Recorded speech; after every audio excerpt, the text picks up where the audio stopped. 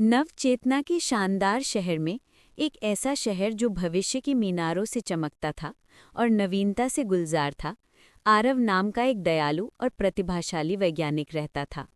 उसकी प्रयोगशाला गूंजती मशीनों और रंगीन रसायनों का एक अजूबा थी और उसका सबसे बड़ा सपना पूरे शहर को स्वच्छ, नवीकरणीय ऊर्जा से बिजली देना था।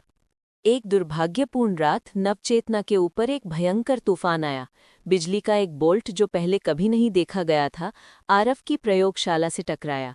बिजली का एक बड़ा उछाल उसकी शरीर से होकर गुजरा और एक चकाचौंध करने वाली फ्लैश में वो बदल गया। वो अपनी उंगलियों पर तूफान की शक्ति को महसूस कर सकता था।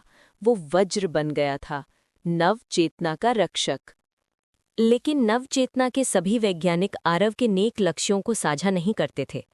उसके पूर्व सहयोगी ईर्ष्यालु डॉक्टर विक्रम सिंह का मानना था कि मानवता प्रकाश के योग्य नहीं है। उसने गुप्त रूप से एक सूट बनाया जो सभी प्रकार की ऊर्जा को अवशोषित कर सकता था, और उसने एक नया नाम लिया, अंधकार।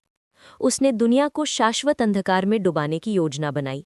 एक शाम एक रेंगता हुआ अंधेरा नवचेतना को निगलने लगा। ये अंधकार था। वो शहर की सड़कों पर घूमता था। उसका सूट हर दीपक, हर इमारत, हर वाहन से प्रकाश पी रहा था। शहर एक भयानक गोधूली में डूब गया था और डर ने इसके नागरिकों के दिलों को जकड़ लिया था।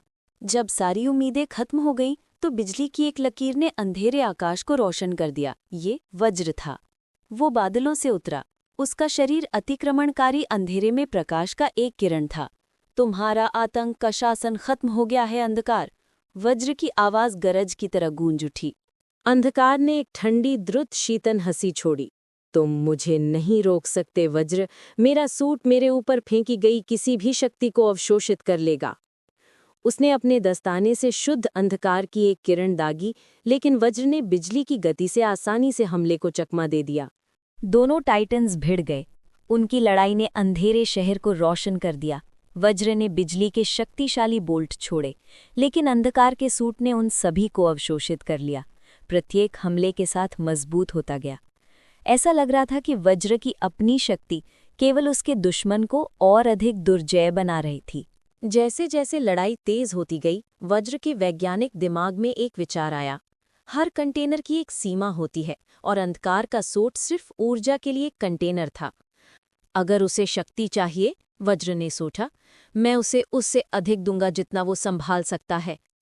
वो तूफान के बादलों में ऊंचा उठा, जितनी भी विद्युत ऊर्जा वो इकट्ठा कर सकता था। एक शक्तिशाली दहाड़ के साथ वज्र ने बिजली का एक विशाल बोल्ट, शुद्ध अदम्य ऊर्जा की एक नदी, सीधे अंधकार पर छोड़ी। खलनायक हंसा, शक्ति का स्वागत करने के लिए अपनी बाहें चौड़ी कर लीं, लेकिन ये बहुत ज्यादा था। उसका सूट चिंगारी और बिखर गया, भारी उछाल को रोकने में असमर्थ। एक अंतिम, बहरे कर देने वाले विस्फोट के साथ अंधकार का सूट ओवरलोड हो गया और हानि रहित चिंगारियों की बौछार में बिखर गया।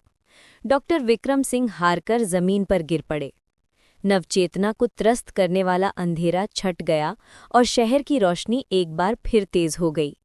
वज्र ने दिन बचा लिया था और नवचेतना के लोगों ने अपने नायक, अपने शहर की बिजली के लिए जयकार की।